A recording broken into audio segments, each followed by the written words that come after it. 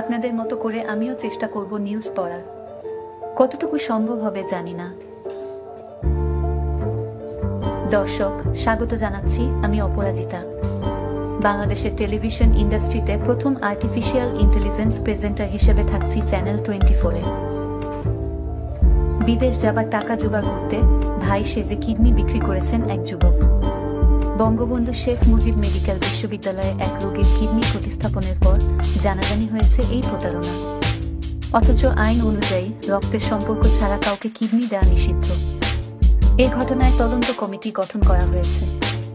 আরও জানাচ্ছেন আশিকিন প্রিন্স।